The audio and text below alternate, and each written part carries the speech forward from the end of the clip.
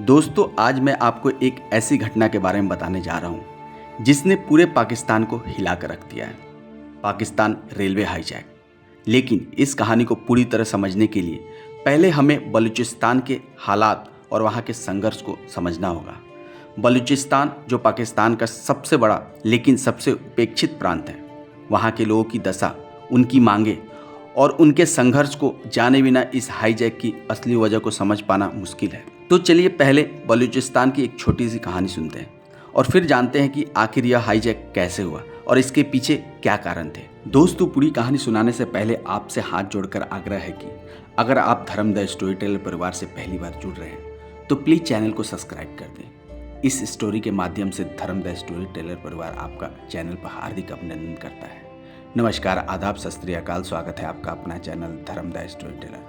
उम्मीद है आप सभी अच्छे होंगे, आपकी फैमिली अच्छी होगी, आप अपना और अपनों का ख्याल रखें। बता दें कि बलूचिस्तान पाकिस्तान का सबसे बड़ा लेकिन सबसे उपेक्षित प्रांत है। यह क्षेत्र संसाधनों से भरपूर है।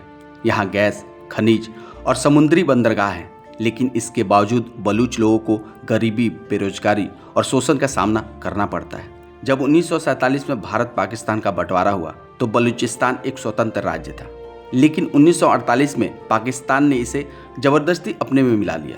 तब से ही बलूच अगलवादी संगठन पाकिस्तान से स्वतंत्र होने की मांग कर रहे हैं। वो आरोप लगाते हैं कि इस क्षेत्र से संसाधनों का फायदा सिर्फ पाकिस्तान की सेना और पंजाब प्रांत को मिलता है, जबकि बलूच जनता को उनका हक नहीं मिलता।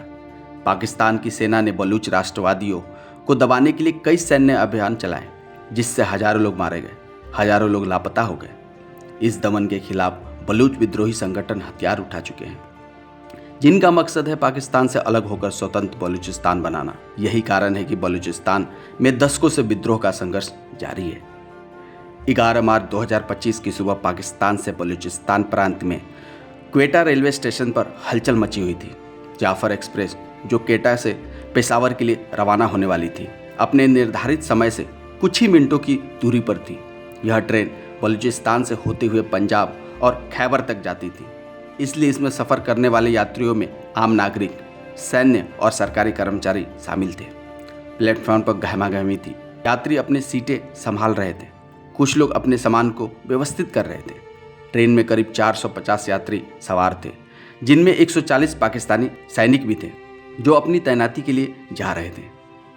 सुबह 8 बजे ट्रेन ने अपनी यात्रा शुरू की और धीरे धीरे बलूचिस्तान की पहाड़ियों के बीच से गुजरने लगी। ट्रेन जब मच स्टेशन बोलन जिले के पास पहुंची, तब तक सब कुछ सामान्य लग रहा था, लेकिन किसी को अंदाजा नहीं था कि आगे क्या होने वाला है। दोपहर 12:30 पर जब जाफर एक्सप्रेस बोलन जिले के पहाड़ी इलाकों से गुजर रही थी, तभी एक भारी विस्फोटक हुआ। रेल ट्रैक के नीचे बिछाए गए बम से पटरियां उतर गई और ट्रेन झटके से रुक गई। विस्फोट इतना जबरदस्त था कि ड्राइवर ने तुरंत ब्रेक लगा दिया। ट्रेन के रुकते ही करीब 40 से 50 हथियारबंद लोग अलग अलग दिशाओं से ट्रेन की तरफ दौड़ने लगे। इन लोगों के चेहरे ढके हुए थे, हाथों में आधुनिक हथियार, और वो लोग बलूच लिबरेशन आर्मी के झंडे लिए हुए थे। जैसे ही आतंकवादी ट्रेन में चढ़े, उन्होंने सबसे पहले इंजन पर कब्जा किया और ड्राइवर को नीचे खींच लिया। ड्राइवर को पीटते हुए उन्होंने बाकी कर्मचारियों को भी पकड़ लिया। इसके बाद वो एक एक कर डिब्बे में घुसने लगे। सैनिक वाले डिब्बे को सबसे पहले घेरा गया। उन्होंने यात्रियों को डिब्बे से बाहर खींचना शुरू किया। कई लोगों को बंदूक की नोक पर जमीन पर बैठा दिया, कुछ को अलग कर दिया, खासकर सरकारी अधिकारियों और सैनिकों को। कमांडर अली रहमान बलूच ने ट्रेन के अंदर घुसकर ऐलान किया, यह बलूचिस्तान की आज़ादी की जंग है। हम तब तक नहीं हटेंगे जब तक पाकिस्तान की सेना इस इलाके से बाहर नहीं चली जाती। यात्रियों में दहशत फैल गई, लोग कांप रहे थे, कुछ औरतें रो रही थी और बच्चे सहमे हुए थे। इस हमले की खबर 1 बजे पाकिस्तान सुरक्षा एजेंसी तक पहुंची। क्वेटा से सुरक्षा बलों की स्पेशल फोर्स टीम भेजी गई। ISI, पाकिस्तान आर्मी और रेलवे पुलिस ने इलाके को घेरना शुरू कर दिया। शाम 4 बजे पाकिस्तानी सेना और आतंकियों के बीच पहली मुठभेड़ हुई। सेना ने चारों तरफ से घेरा डालने की कोशिश की, लेकिन आतंकियों ने पहले से ही सुरंग और पहाड़ियों में अपनी पोजीशन बना रखी थी। रात 9 बजे आतंकवादियों ने अपनी पहली चेतावनी दी, अगर हमारी मांगे नहीं मानी गई तो हम हर घंटे एक बंदूक को मार देंगे। रात भर गोलियों की आवाज़ गूंजती रही। कई बार सुरक्षा बलों ने बचाव की कोशिश की, लेकिन आतंकियों की संख्या ज़्यादा थी और उन्हें इलाके की पूरी जानकारी थी। सुबह 7 बजे पहला बंदूक मारा गया। एक पाकिस्तानी सैनिक की लाश रेलवे ट्रैक पर फेंक दी गई। इससे हड़कंप मच गया। पाकिस्तानी सेना ने 12 मार्च को सुबह 8 बजे एक बड़ा हमला शुरू किया। स्नाइपर्स और स्पेशल कमांडो ट्रेन के पास पहुंचे। हेलीकॉप्टर को पहाड़ियों पर उतारा गया और आतंकियों को निशाना बनाना शुरू कर दिया गया। जमीन से ट्रेन के अंदर घुसने की कोशिश की गई। इस भीषण लड़ाई में 6 पाकिस्तानी सैनिक शहीद हो गए, लेकिन अंततः 27 आतंकवादी मारे गए और बाकी भागने पर मजबूर हो गए। सुरक्षा सूत्रों का कहना है कि पाकिस्तानी सेना के ऑपरेशन की वजह से आतंकवादी 2 समूहों में बंट गए। BALA के विद्रोहियों ने जाफर एक्सप्रेस ट्रेन को मस्काफ टनल में हाईजैक कर लिया। यह टनल क्वेटा से 157 किलोमीटर की दूरी पर है।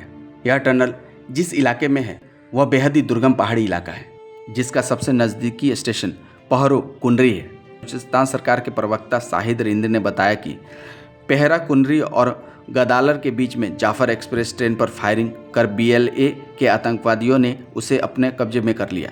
ट्रेन को टर्मिनल नंबर 8 पर रोका गया। बोलन के जिला पुलिस अधिकारी राना मोहम्मद दिलावर का कहना है कि यह पूरा इलाका पहाड़ी है जो सुरंगों से फटा पड़ा है।